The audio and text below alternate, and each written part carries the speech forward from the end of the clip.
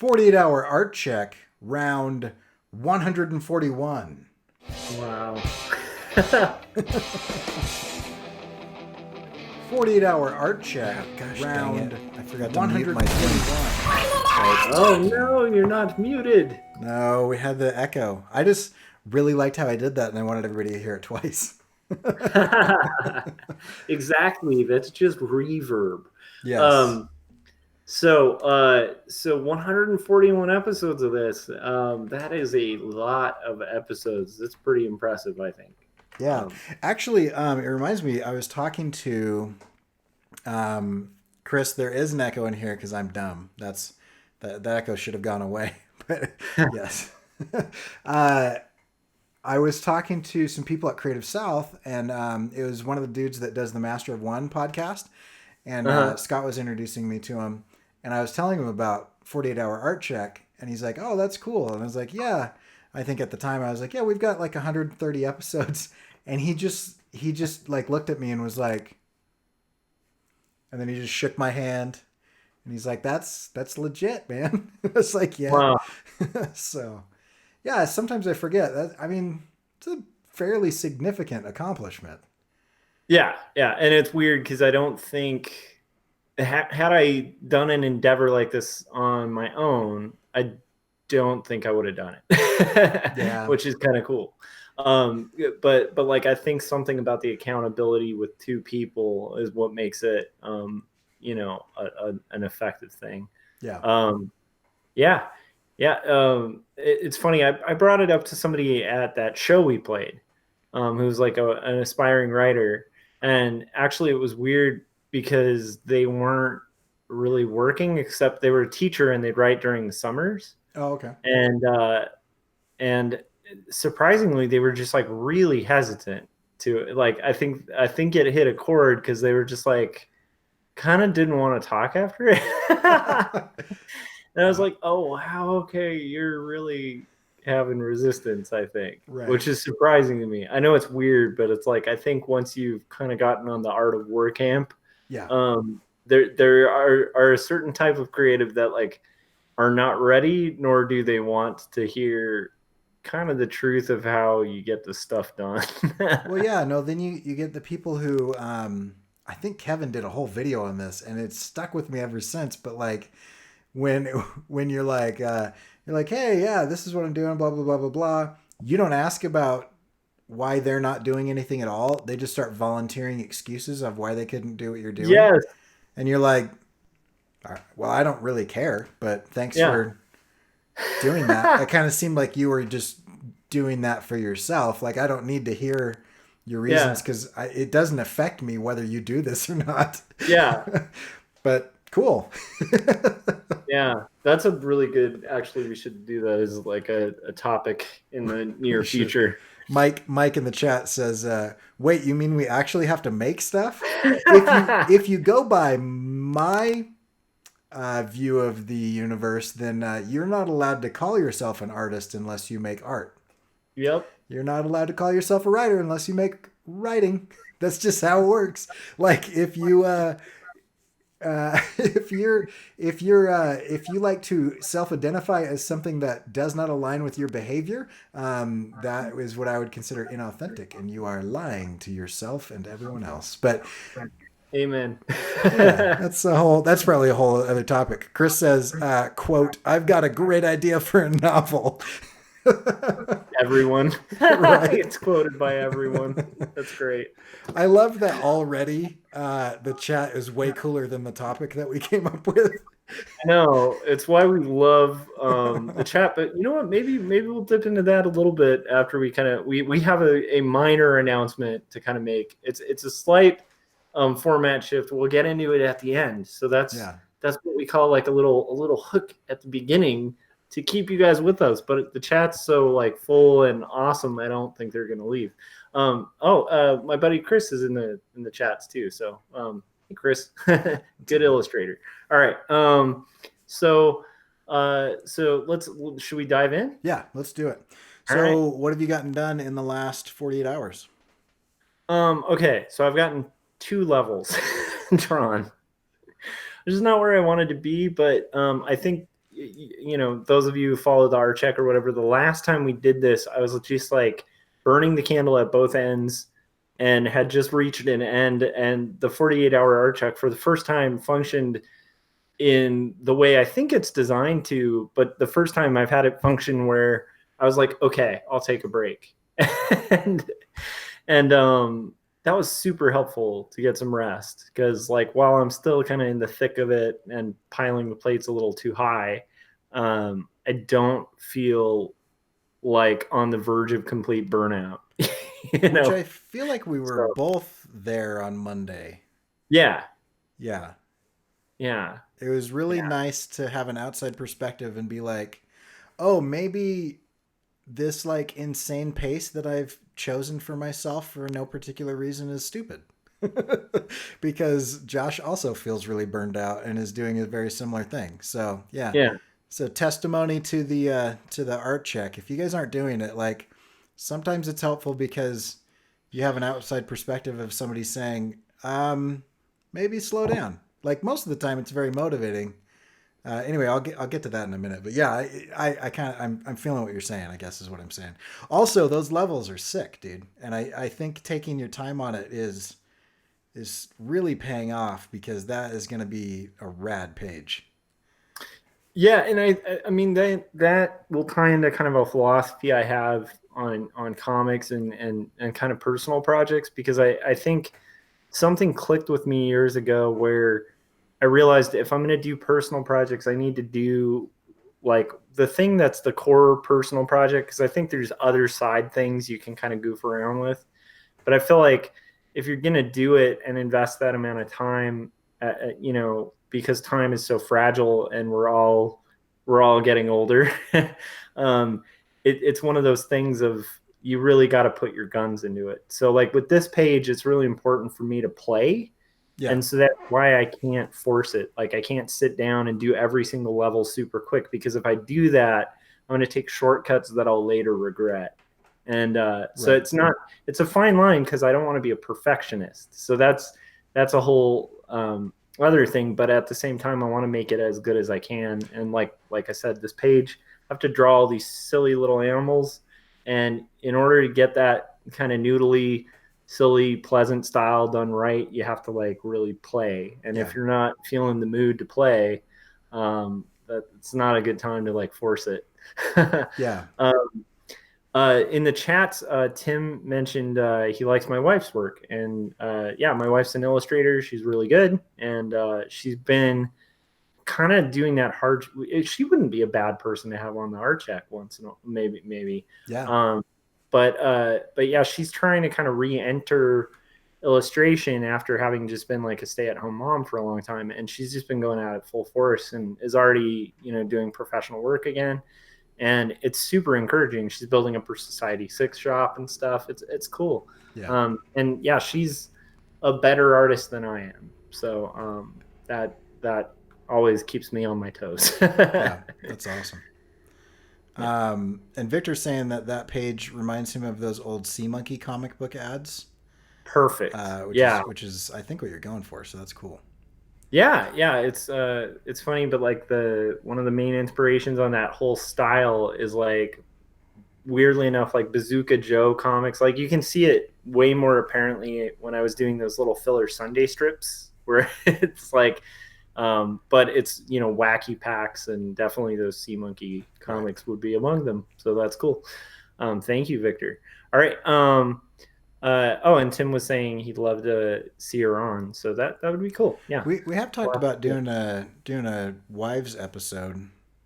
Yeah, I think so, because I feel like that would also be a different episode. Like we should have her on as an artist, and then we could have her and Malia on so that we can talk about how this affects our marriage. Yeah, because I think that's a fair point. Yeah, those are two different topics, but yeah. So for me, wrong button. For me, I finished this up Monday night, and then intentionally, because of our discussion, decided to take a break. And by take a break, I mean I stopped editing it, but I've had lots of discussions with people on how it could be improved, different ideas. I'm bouncing things off of people. I've sketched out like a really sick idea that I think is going to be awesome for that video, that will solve some of the formatting issues that I'm having, because we had like 28 different types of video shot, because everybody, and I wasn't like super prescriptive on how I wanted it. And I think I figured out a way to like make that work really well and still like keep it like really fun and actually add a lot. And I'm gonna not spoil that publicly, because I think it's gonna be really awesome. And then I read a stack of comics, and I took a few naps, and I played some video games with my daughter, and so like kind of some research and rejuvenation. Like I was just really enjoying digging into some comics, and some really bad ones, and some really good ones, and just like, like Free Comic Book Day is just a grab bag. And sometimes I feel like people kind of phone it in, and you're like, this is a waste of the paper that it's printed on. And then other times you're like, holy crap, this is incredible. I'm going to pick this book up and start buying it. Anyway, it's been a really refreshing couple of days. Took my bike out, on some long drives. And so it's been good. It's been really good. I haven't accomplished a lot, but it kind of reminds me of, I used to read the Jason Bourne books, like when I was a young teenager, and he has a phrase that I really like, where he pushes himself really hard, and like as a teen, I really related with him. I think because of the hero worship and the ideology and all that, just like being like this super impressive whatever. I felt like I wanted to be that or whatever. Like in my mind, I was always this like super spy or whatever. In reality, nothing ever related to that in any way, shape, or form. But one thing that he said that has always kind of stuck with me, was his inclination, his personality is to continue pushing to a breaking point, and then push past that breaking point and ignore the fact that you're broken and continue and keep pushing. And then somebody taught him that sleep is a weapon. And since he's a fighter, that's the only thing that made sense. And so now he sleeps because it makes him a better weapon. And so like, I kind of feel like the last 48 hours were like super productive, even though I didn't produce anything. Yeah. I would I 100% relate to that. Chris in the chat said, geez, Jason Bourne, my teenage idol was Elmo. Yeah. Elmo is an idol worth having, man. Mine was kind of I really hated him until I had a kid.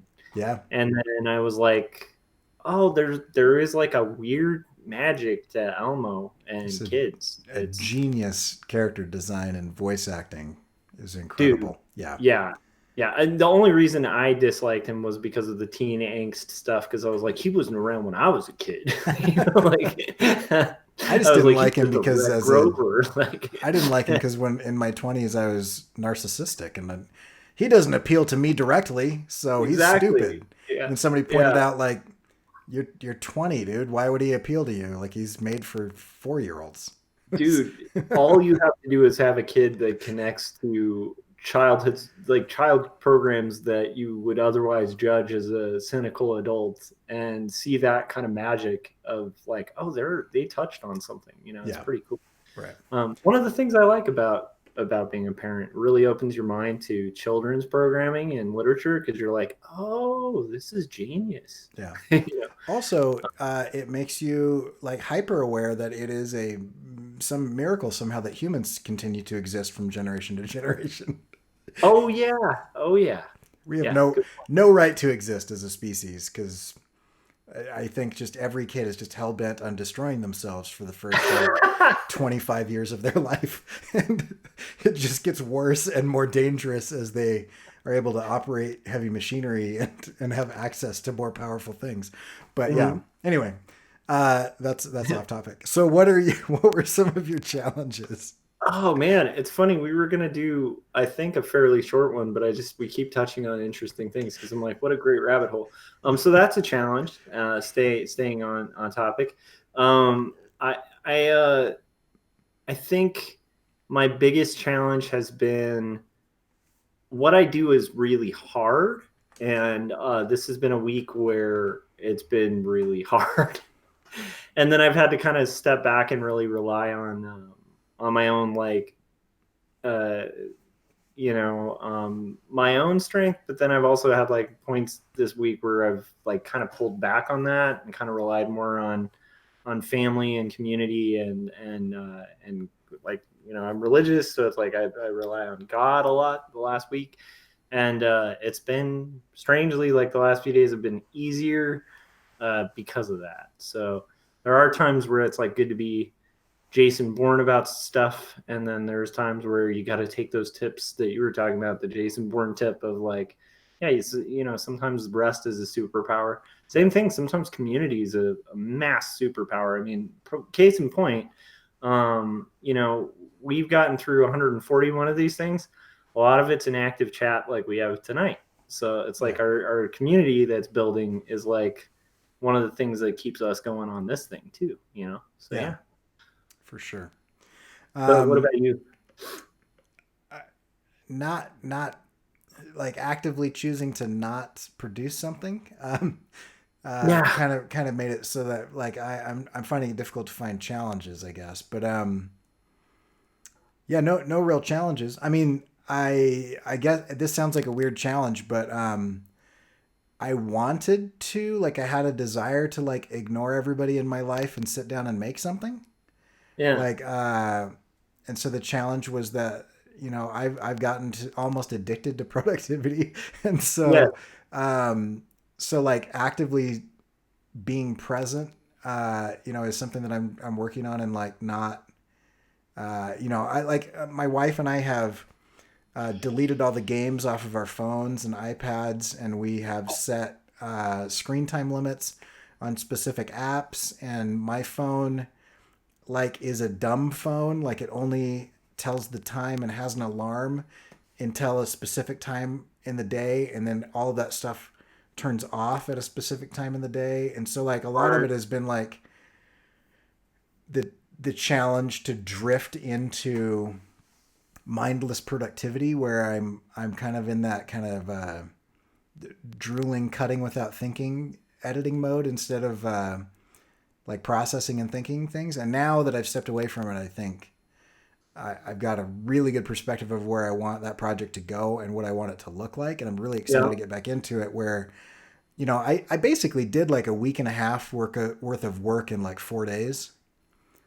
And I would say the last day and a half were effective in that I finished, but not effective in that it was as good as the first couple days. Yeah. No, that makes perfect sense.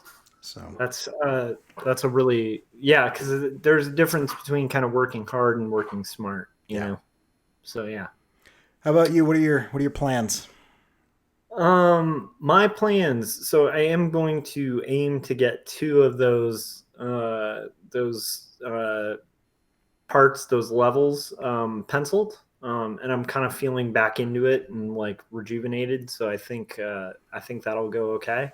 And then my goal is before the 18th, I would like to be done with at least a passable beta version of my site, because that's when I get billed for the next year of my WordPress stuff. And I want to be able to just say bye to that service and transfer over the domain. So that's my goal. And that's why I've been like kind of ramping up pretty hardcore about it. And also, it's overdue. But the thing I'm really enjoying is like Squarespace is kind of cool. The longer I'm kind of playing with it, the more I'm like, this is really neat. Like the struggle with, I think, most art is that initial like setup of structure. And then after that, it's kind of like plug and play and then refine. And so I'm in the fun part. I think it was a little annoying at first, just trying to figure out like, and remind myself like how to do it. So yeah. What about you?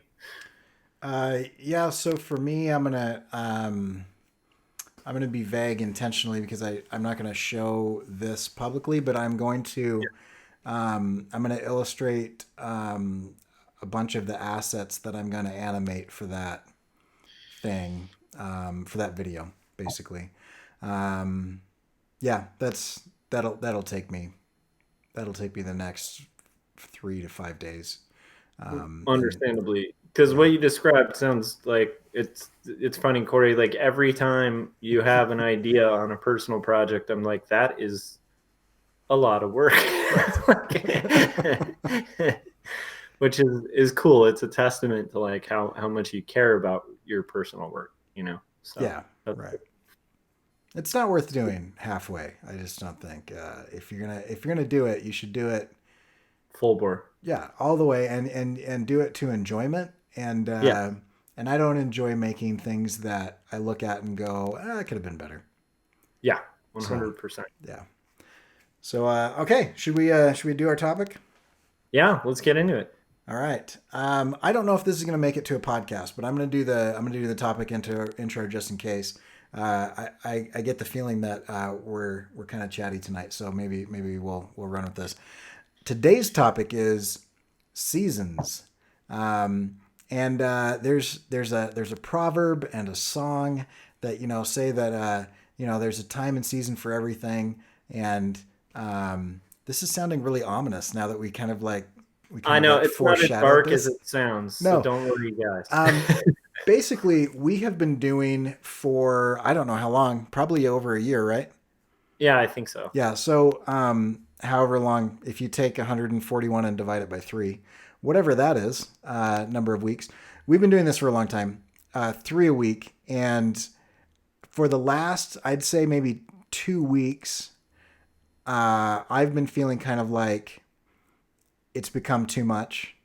Yeah. And so I just suggested to Josh after Monday's episode, I said, hey, how do you feel about taking this down to 2 a week instead of 3 a week? Yeah. And so that's what we're going to do. We're going to lop off Friday. What I was finding was I feel like Fridays, which sometimes became Saturdays or Sundays instead of Fridays, we typically don't miss Monday or Wednesday.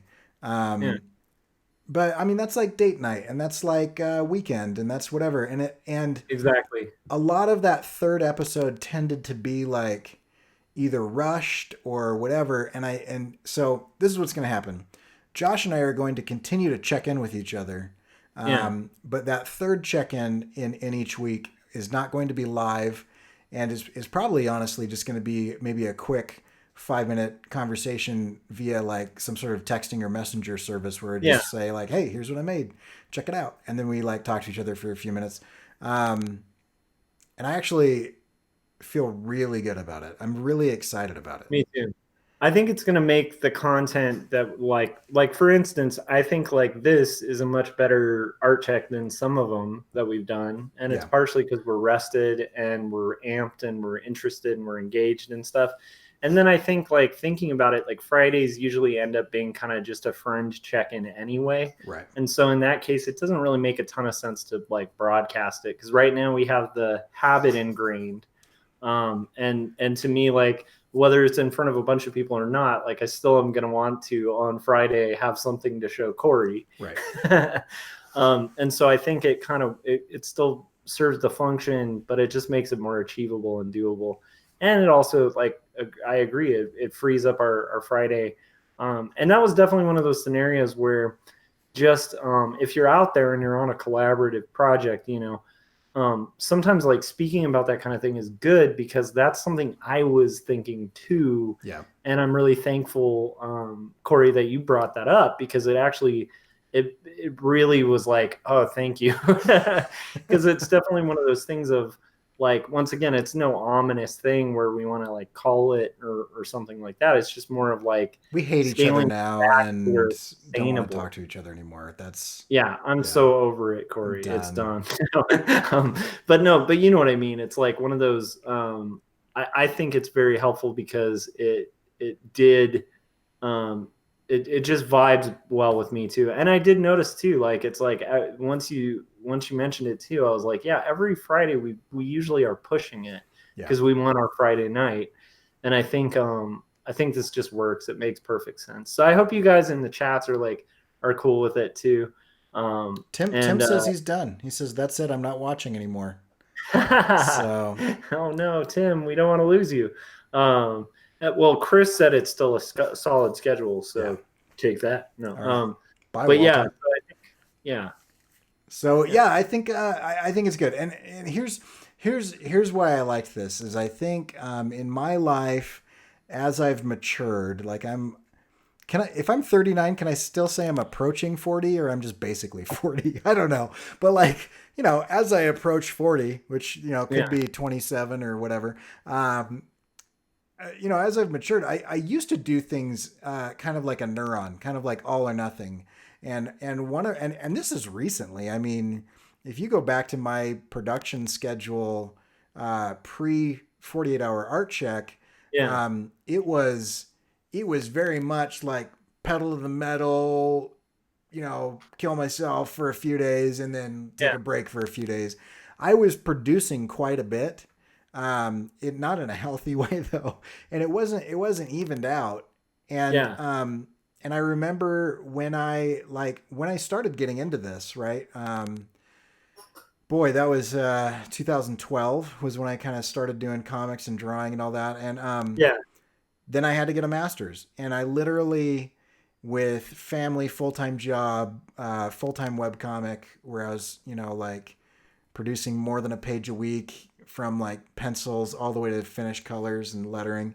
Um, and then I added like 2 5-credit classes every 10 weeks. Like that was something I had to give. And so I had to stop the comic. And I've never gone back to that comic. I mean, I rewrote how I would do it if I did revisit it. yeah, But kind of recently, in the last maybe like 2 to 4 years, I feel like I've gotten a lot better at being more nuanced in my balance yeah, instead of like an all or nothing thing where it's like, I'm just going to do this one thing all the time and it's going to be whatever. It's kind of like every time I work out, like I was a 3-sport athlete in high school and now yeah, I'm like 35 pounds overweight and, whatever. But like every time I start working out, my mind is like, you're 17, you weigh 135 pounds, you can bench 205 and squat 325, and those, I could do that at 17, but not at 39. Right. And yeah, so I try to do those things. I'm able to do it. And then I want to die for 3 days. And so then yep, I don't do it for months. And I feel like doing this is good because I like that I've matured to the point where I'm like, this thing has become more stressful than fun. yeah, Instead of killing it, I think if I readjust and reassess, it'll be fun again. yeah. Because I Agreed. really enjoy it, and I've gotten a lot out of it. It's become a huge part of my life, and it's like you and I have gotten to know each other really well, and I think it's really awesome. And so I think 10 years ago I would have just been like, sorry, dude, I'm out. Like I've got to do my own thing. Yeah, yeah, Whereas now I'm like, I think I could get back to like where it's not stressing me out and it's really fun and I have more time and whatever. yeah, And so I like that and I'm just tooting my own horn here, but I like that I've gotten to the point where like a minor adjustment is what is my yeah. first reaction rather than like a kill it. Yeah. No, I'm the same way.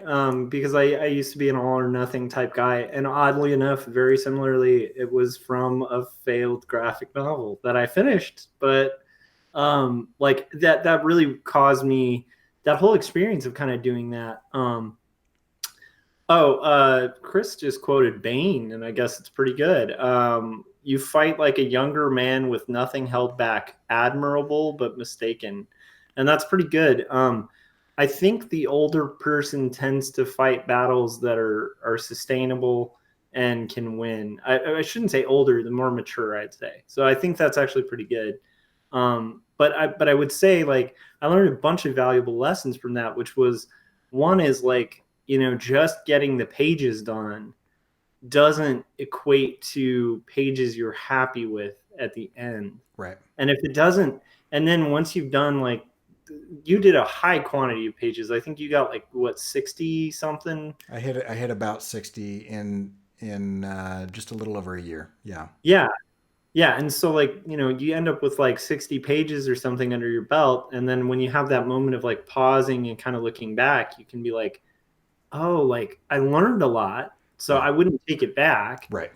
But I also learned something really valuable about the time I want to spend on my pages, because if I'm not investing the right time to make it right, then I'm going to end up with like 5 years from now being like, what was I doing? you know? Yeah. And once again, I'll learn valuable lessons on the way, but it's much more, I think, better to kind of readjust and make it something that's worthwhile, worth the investment. So I think that's really cool. And I would throw that out there. I think as an artist, it's this fine balance, and I think Cory and I always end up on the other end of the balance, where a lot of artists struggle with the self-discipline and the kind of building the habit, whereas I think we struggle with kind of overdoing it on the plate filling, because we're just hyper type A type people. And and I think existentialism has something to do with that. I think if Yeah. you're really honest with yourself, I'll tell you, I wrote, this is kind of embarrassing, I guess, but I wrote a what do you call the letter that you, a cover letter, right? That you include with the job application. My cover letter for the current job that I have right now started with, from a very young age, I knew I was going to die. That was my opening line of a cover letter to have me teach young people. And it was because when I was 7, like 2 of my brothers were killed in a car accident, and so I think as an existentialist, part of existentialism is you recognize that death gives your life value, right? And Yeah. I'm not saying that in like a worshiping death type thing or like a pro suicide or whatever, but like the fact that you have like scarcity, right? Yeah. The laws of scarcity. The more rare and more scarce something is, the more valuable it is. If I was it's kind of like Brad Pitt and Troy, like, the gods envy us because we die, whereas they live forever, and every day, who cares what happens that day because you have an infinite amount of days. I don't have an infinite amount of days. At some point in time, I'm going to be done. I don't know if that's tomorrow or if that's, 60 years from now. I have no idea. But what I produce in the here Yeah. and now, is partially one of the only ways that on this earth I can be eternal. Right? Is it, I have the potential to make something that might linger beyond me, or I might say or do or produce something that affects the way that somebody thinks or Yeah. acts or behaves, and that is a way of kind of having my presence extend beyond me. And so I have this, you could probably call it morbid view on production, where and I jokingly say I'll sleep when I'm dead, Yeah. and so I make some sacrifices because I feel like I want to live my life without regret, and I do regret not producing things. Hmm. So No, and I think that that's a really super important thing, because it, I think until you're aware, uh, I mean, this is dark, but it's like until you're aware of death and the fact that it's this impending outcome, that every single person, every creative is going to face that someday. yep, And it's a like, it's one of those things that like it's called an existential crisis when a kid like first has like a pet or something die. I still haven't had to go through that with my kid. I'm not looking forward to it. It's not a fun moment. yeah, But what's weird is I think there's personalities, and I'm definitely one of them, where that is always looming yeah, uh, in my head, and not like as an anxiety, but just as a reality. yeah, And so, like, to me, being aware of that reality as a creative, I think, I mean, it's going to sound like overhyped and overinflated, but I think if you want to be an artist, if you face death, and I don't mean like are dying, that's a rough thing to go through, right, but face the reality of it, you'll notice this weird thing happen with your productivity. yeah, It's going to go up, because it's like, once again, it's also, even if you don't take the stance of like, I want to make stuff that lasts, you're still going to want to at least if you have that desire to create and make stories, like we started this off with, where I think, well, what was it Chris said in the chats early on, where he said, oh, Mike said, wait, you mean we actually have to make stuff? And Right. Chris said, I've got a great idea for a novel, everyone, right? Bringing that from humor to just reality, like if you have a great idea for a novel, how long is it going to take you to write a novel? I mean, that's just a good question to ask, because Yeah. what is that, 10 years? Is that 5 years, 4 years, 1 year? That's a year of your life, like, right? And you only have so many. It's a finite resource. So if you're not working on it now, like, when do you expect it to happen? And then, like, while Cory and I both have religious beliefs and stuff, we're not mystics. Like I don't expect that it'll just be dropped in my lap and done for me. Yeah. And so that's something to kind of keep in mind too. Unless you kind of believe in magic, you actually have to be the agent to make change and make things happen. And so, like, which can actually be really empowering. Just where existentialism comes into play, because the second you realize you're the agent to make change happen, to make things happen, then you have agency, right? Yeah. Which is like a huge awakening for an artist, I think. Yeah. Or just any person. Yeah. If you realize that, and this is what I like about this type of philosophy, and why I choose to live kind of a modified version of it. I think everything in existentialism is a modified version of existentialism, but the reason that I tend to trend towards it is because it's the most powerful position to be in, right? If you're, and I think everybody does this by way of self-preservation, is you want to protect yourself, and being responsible for failures and being responsible for an action that hurts. And so our natural instinct is to not hurt. And so we want to come up with excuses of why that's not our fault and mitigate that pain. But the fact of the matter is, if I take 100% responsibility for what goes on in my life, whether that's true or not, and whether people would judge that accurate and say, no, that actually was somebody else doing that to you or whatever, that's a weak position to take. Where the strong position to take is, I have no excuses. No matter what happens in my life, I have no excuses. I've decided that I want to do something, and I'm going to make that happen. And something that Chris said, it can seem a heavy philosophy, but if the result is joy in having created, I think it transmutes into a positive. And so, like, thinking this way seems harsh and it seems heavy, but I'm actually a really happy person. I'm very content most of the time with what's going on. I tend not to be satisfied with things. I tend to be very dissatisfied with most things in myself and in my work and in my surroundings, which actually drives me to do something about it. Because I remember my dad telling me as a kid, like, that I'm not allowed to complain about something unless I'm willing to do something to fix it. And that the idea that you're ultimately responsible to take action is really freeing, because I know at the end of most days, not every day, but that's what I had to give that day, and whatever I accomplished, I have no regrets and I have no excuses. That's just what happened. I made those choices. I pushed as hard as I could on that thing. I needed a break, so I took one, and or whatever, that type of behavior of, like, this is what I needed to do to be able to be who I've decided that I want to be. That feels really good. I feel like I'm, like, preaching here, but, like, I think very fulfilling to live that way.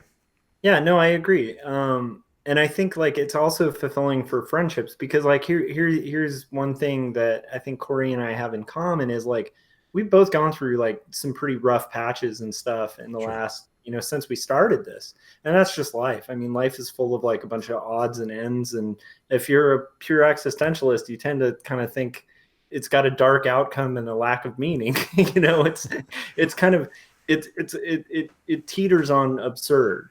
And yet the cool thing is I've never had a point talking to Cory where either of us are we'll do the complaining sessions that friends do, but rarely do those end without a solution or without one of us being like, I'm thinking of these two things. Like there's always a solution at the end or an attempt to get to a solution.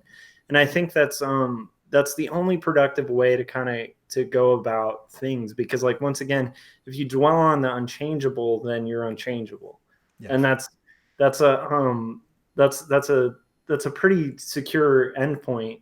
And at that point, like if you know that you've reached the pinnacle of the game or whatever, it's kind of silly to keep playing the game. Right. And the only way you can kind of keep playing the game is like, maybe there's another path, maybe there's another direction, maybe there's another roll of the dice, maybe there's like, you look at this web of possibility, and suddenly it opens up like productivity, and it opens up like the ability as an artist.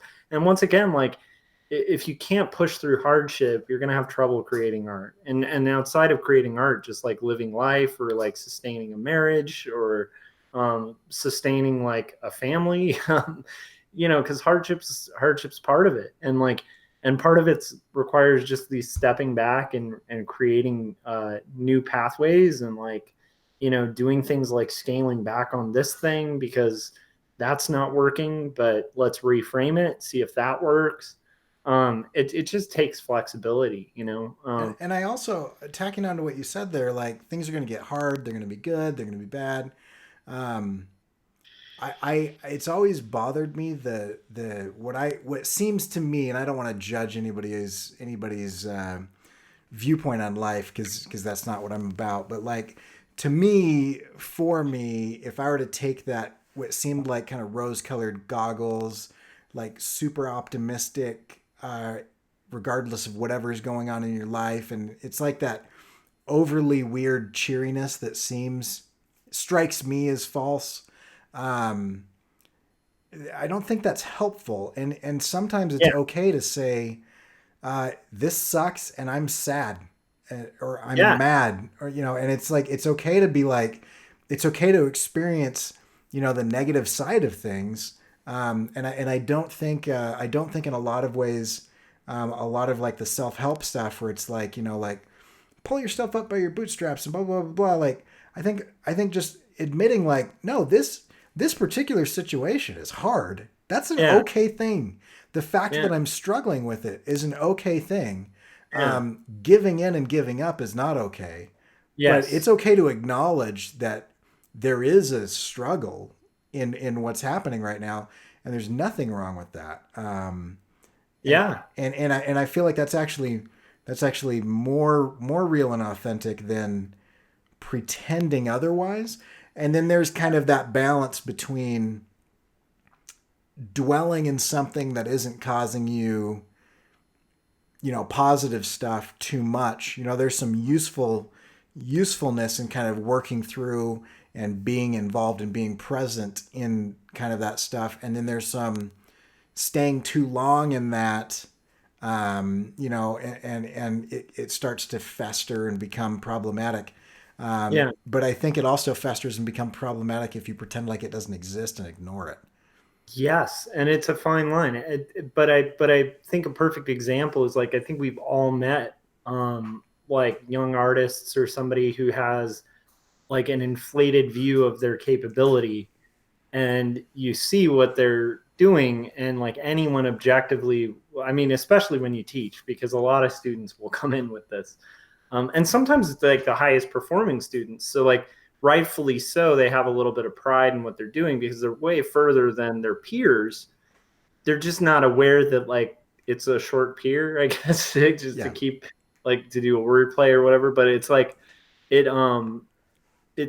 it's never becoming, I think, to have too inflated of a view of yourself. And similarly, like too rosy of glasses can start to come across not as confidence and positivity, but as just denial and ignorance, because it's a which is weird because I think there probably is a lot of joy to that. Like if I went through my life, like I do management, and if I went through my life as a manager, just thinking, I am a perfect manager. I have reached the pinnacle of leading people. It's not a puzzle that great leaders throughout all of history have struggled with and never really perfected. No, this is like I have perfected that, and so I mean, that would be, I can imagine a very comforting thing for myself, but I think that would be a nightmare for my staff. Yeah. You know what I mean? Um, And I wonder about that level of self-delusion, mhm. if deep down it's actually, if it actually works. You know what I mean? Like I've met people who, in my estimation, seem to have deluded themselves into that level of estimation of themselves. But I wonder if really, as they're going to sleep at night and things are quiet, Yeah, if they don't really know that they're lying to themselves. There's that's a there's fair point. there's got to be just I would hope that there's got to be some trace of something. But then I Yeah, don't know. But then then you've got sociopaths and stuff, and so yeah, they're fine with that. I don't, I'm not sure. I don't know, but I wonder. It makes me question things if someone would be able to actually delude themselves to the point, um, of being so blind to hurting other people with your actions that you're unaware of it, or whatever, like killing the part of yourself that empathizes with other human beings. But then at the same time, you see people do horrible things, and I don't know. So I don't know. Maybe that's just the hopeful side of me, hoping that they're suffering somehow because they're yeah. causing suffering. I don't know. Well, I do think there's some truth to, like, I mean, this is in fiction a lot, and this ties into writing too. I know we're getting kind of rambly, but I just love where we're delving because, well, we're both like nerds about existentialism, so it's a fun topic to crack open.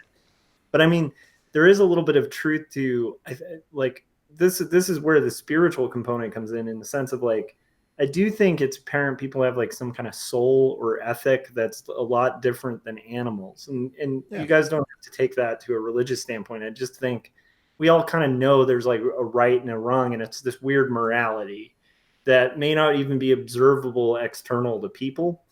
But I do think this weird thing happens when you kind of allow yourself to do unethical things. Like if you allow yourself to go against that like rule, your own moral code, I think you lose a little bit of the code. Yeah. Like I think the more and more you do it, like the more it's like self justification. So I do think sometimes when you meet people who are like unusually happy with scenarios and like just put on the rose colored glasses. I used to have a joke about it that there's a type of optimism that's frightening. And that's the optimism when, after September 11th happens, they go, well, on the plus side, like there's new real estate, like we can, you know what I mean? And it's like, Yeah. that's an appropriate thing to like, the more appropriate response is like, that's terrible. It's a That's horrible terrible. tragedy. Yeah. And things like that happen, and generally like there's a point of optimism where it could be hurtful to be optimistic, like to yourself, to your community, and that doesn't mean you don't carry on. It's just more of it's that line that Cory was talking about where you don't go full bore into the delusion that like there's that cartoon of the dog who's on fire who's like everything's This fine, is fine. everything's fine. The meme, like you don't want to be that dog. Like if your Yeah. house is on fire, take some action, like figure it out. And and like to me, I think that's a really fine line. But I do think that must start with like little delusions. Now, You now, know? now you've triggered a long-held belief of mine that completely contradicts what I just said. I'm going to argue with myself.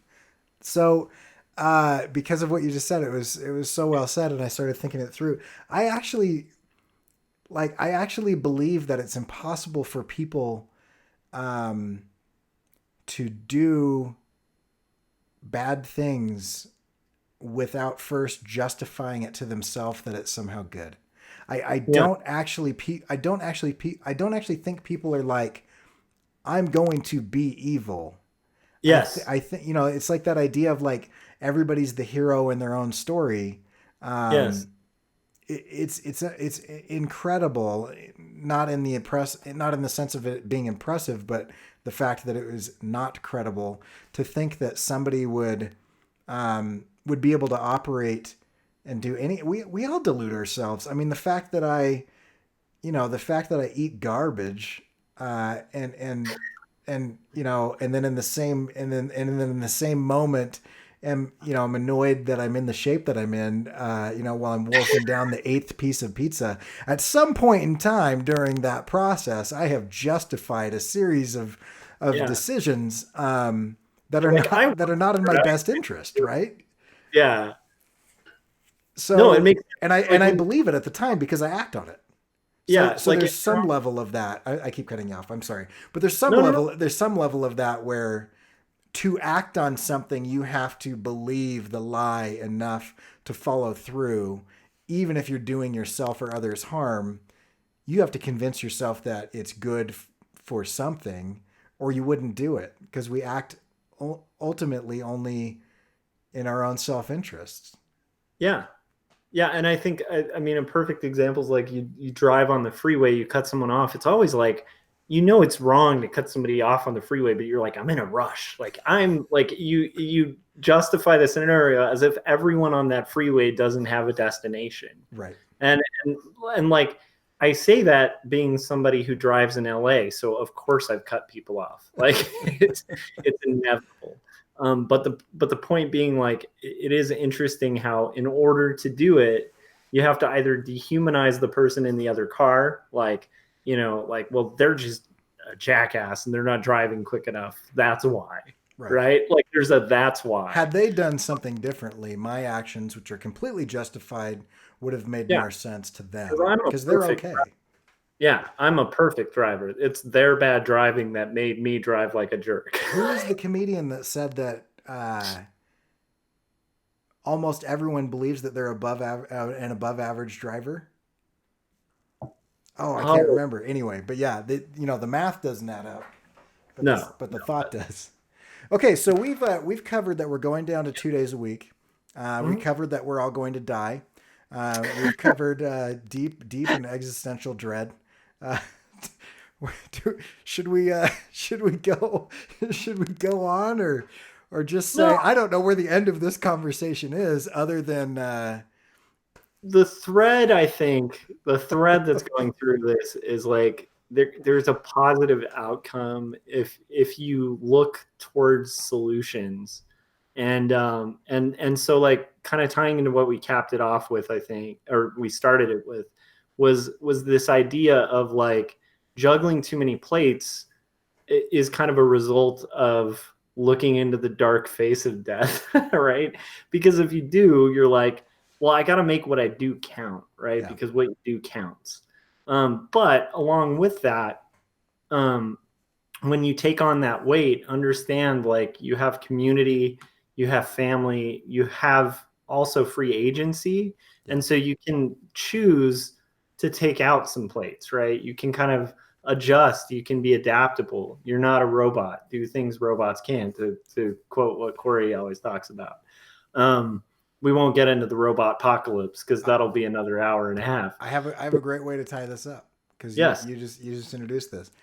uh, Looking into the fact that you have a limited amount of time on this earth should drive you to be productive, but not so productive that you actually hasten your death and shorten the amount of days that you have, because it is possible to be so productive that you slip a disc because you haven't left your drawing table, or you stress yourself out with significantly high levels of cortisol and adrenaline to the point where your heart gives out.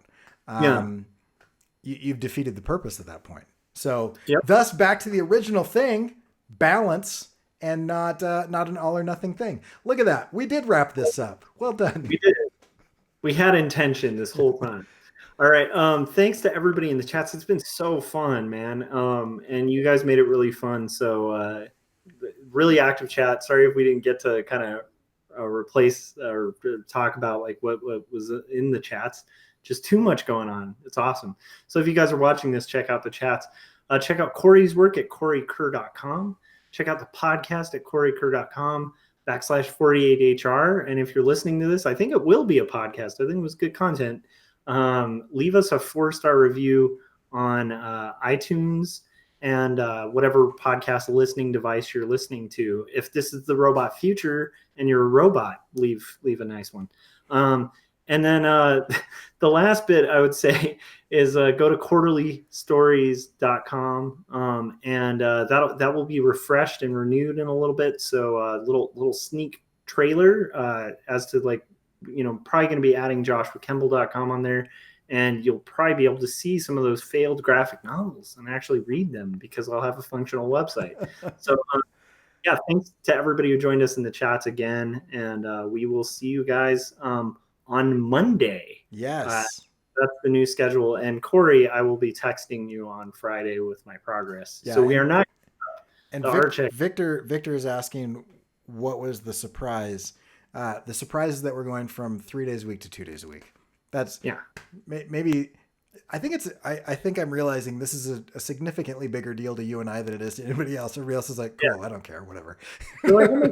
But so that was the surprise. We said that at the beginning, but yeah, that was it. We're just changing the schedule. It's still a 48-hour art check. It's gonna be every 48 hours, but only 2 of the 3 are gonna be live. So that's the surprise. So you guys have a good weekend because we're not gonna see you on Friday, and so we'll see you on Monday, and we are out. Mm-hmm.